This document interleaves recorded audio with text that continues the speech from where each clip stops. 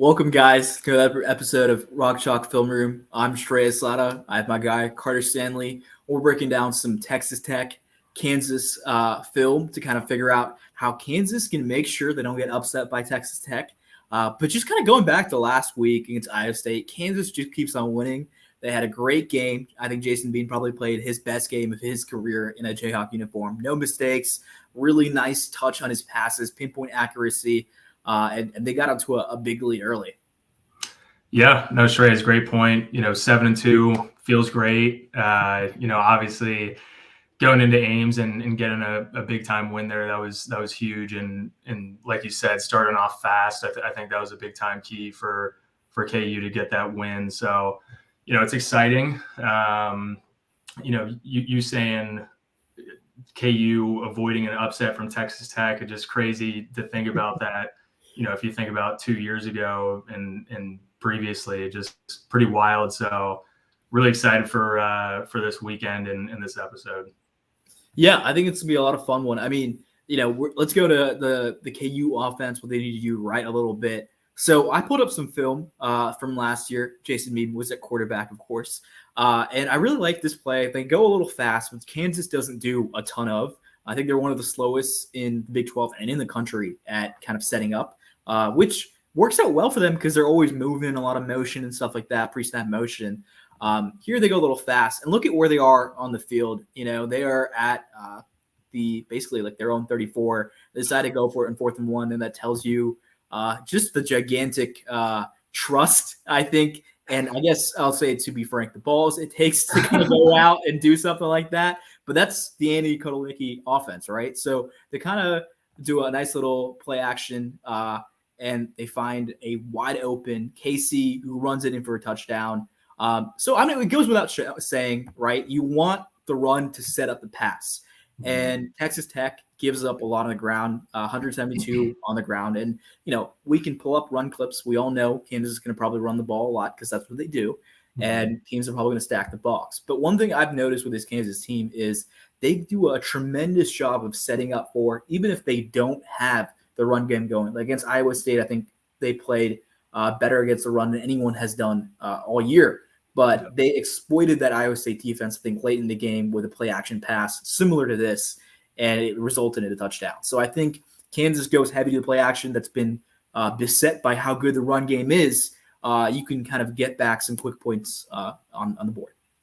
Yeah, no, definitely. I think it's going to be, expected at this point. Every team we play is going to know that we're going to try to establish the run, whether it's right off the bat or just steadily, throughout the game. So, I think obviously as KU, from their perspective, you still try to do that. You still try to, establish the run, but definitely got to be ready to take advantage of plays like this. And, whether it's RPO or just straight drop back.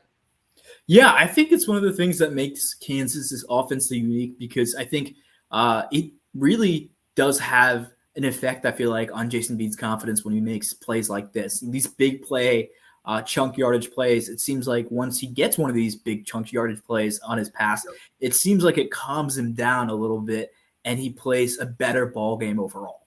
100%. Yeah, I would definitely agree with that. He's,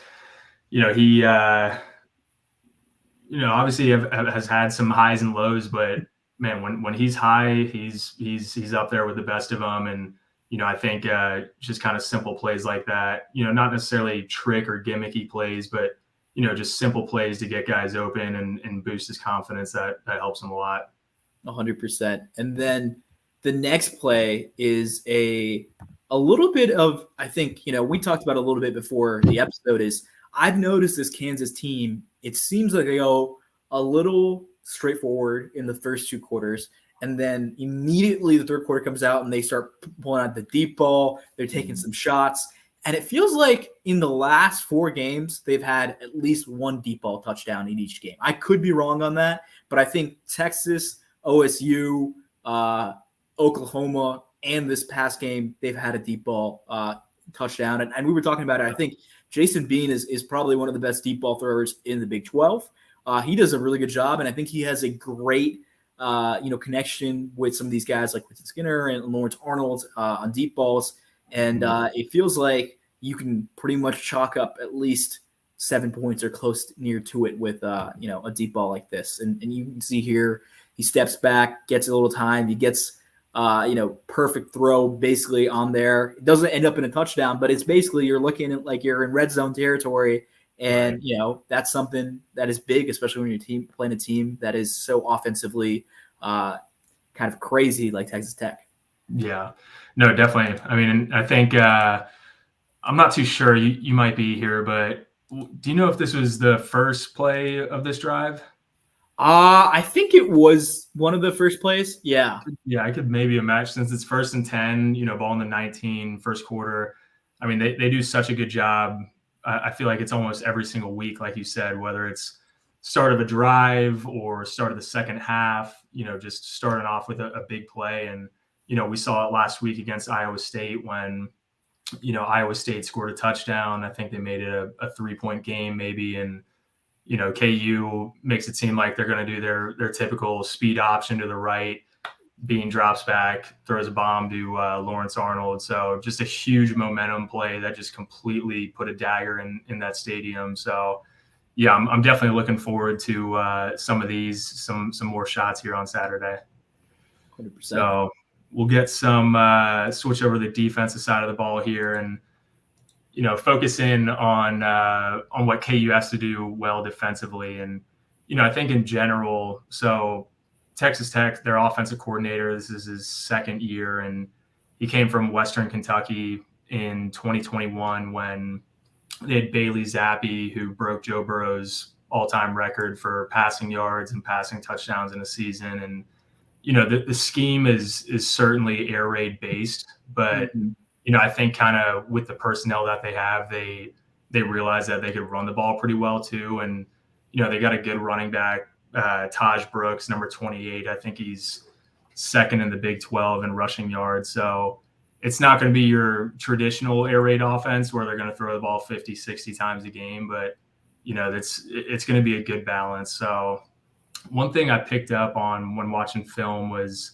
when they get down into the low red zone, like this play here, they love to run this formation and this concept. So you get quads out to the left, and quads, that's 4 receivers, maybe a tight end, maybe a running back in there, but 4 players out to the left. And, the quarterback, he's looking out, and if he sees anything less than 4 defenders lined up over those guys, he's going to throw a quick screen, try to get it out to them, and just hope that the receivers can block and get a nice gain. And, in this instance, a touchdown. But up top, you got one-on-one with a 6'5", 220-pound wide receiver. And, yeah, I mean, I'd say no matter who's playing DB, that's a pretty good matchup. So you'll see here they snap the ball, just throw a one-on-one fade. So, I think KU with the good corners that they have between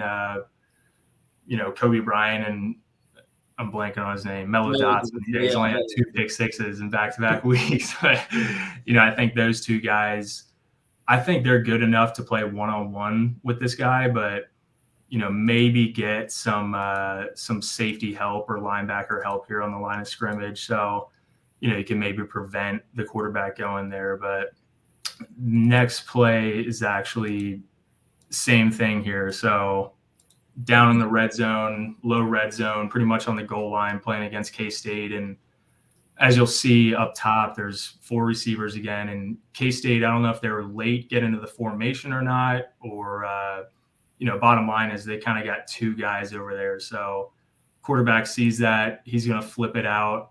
K-State actually does a good job of blowing it up here, and, it's just short, but that's just another example of what they can do out of that formation.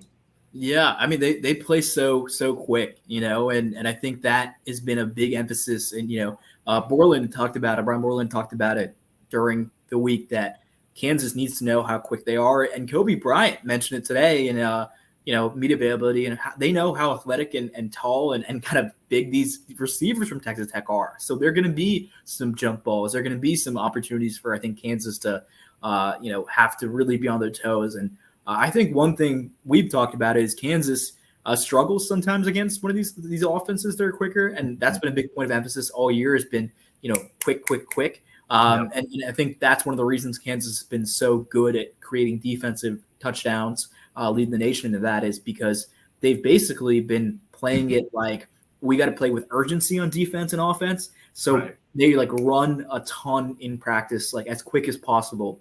And it seems like that'll be a big advantage this year compared to previous in the Lance Leipold era. Right. No, definitely. And that's I'm glad you touched up on the tempo, because that's definitely a huge component of this offense. And, like I said earlier, how it's air raid based, but they like to run the ball. At the end of the day, if you can slow down or stop their run, I like our chances, because you're forcing a quarterback. This QB, he's good. He's I think he's a redshirt freshman. He's young, but he's very talented. He can definitely make some plays, but he's also made his fair share of mistakes. And, kind of like any other young quarterback, if you get some pressure on him, he's going to be prone to make some mistakes. So, I think if that starts by just stopping the run and really making him beat you. So last play we got here, just kind of well, maybe not similar look, considering you got 4 of the 5 offensive linemen lined up at wide receiver, but pretty similar concept here. So quarterback, he's looking at numbers on the left and the right, and quite frankly, the middle too. Say K-State only had 1 or 2 guys in the middle lined up over the center. Quarterback has the opportunity to just run QB power right behind the center, try to get 1 yard. But, you'll see here, he likes the numbers up top, flips it out. Again, K-State makes a great stop, forces them to do a 4th down, which eventually Texas Tech, they stopped being cute and just did the brotherly shove or tush push, if you will. But yeah, I mean, they're really creative on offense. And, I think, again, if KU can just do a good job of stopping the run first, I think that's going to help a lot on Saturday. So what do you think has to go wrong for Kansas for Texas Tech to come out with a win in Lawrence? I mean, they have obviously been a little bit of a thorn to Leipold's side. Kansas hasn't beaten Texas Tech since 2019, which compared to, it seems like most of the streaks that Kansas has had is not that long. But in the Lance Leipold era, it feels like, especially in the last couple of weeks, it goes, well, we broke this record and we broke this thing and this streak. So, like this could be another one this week. But what do you think has to go wrong for Kansas for Texas Tech to come out with a victory in Lawrence? Yeah, I hate saying this almost because it's so cliche, but I think the main thing is going to be turnovers. I think, I think Bean, if he plays, honestly, 80% of the game he played against Iowa State, where, he's maybe not making superstar plays, but he's just playing good, consistent ball, not turning the ball over. I think that's going to be huge. And then on defense, on the other side of the ball, I think if we could force 1 to 2 turnovers and just overall win the turnover battle, that's instantly going to put us in a good spot to win this game. So I think it's mainly just turnovers. Yeah, you could say penalties as well, of course, but mainly turnovers. Yeah, I think that's well said. I mean, I know Kansas wants to play in the New Year's Six Bowl, and they're not that far out. So I think that starts with a win against Texas Tech, and finish out the schedule, hopefully, for their sake, undefeated. Yeah, no, hey, we'll get one here this week, hopefully. 8-2. 8-2 sounds great, and then on to a big one next week. But for these players and these coaches, they're focused on just this week and solely this week. So definitely looking forward to it, and yeah, should be a good one. Thanks, guys, for listening, and thank you guys for watching all of our phone room stuff. We always appreciate that stuff. And if you guys have any thoughts, comments, concerns, or anything, you guys know where to reach us.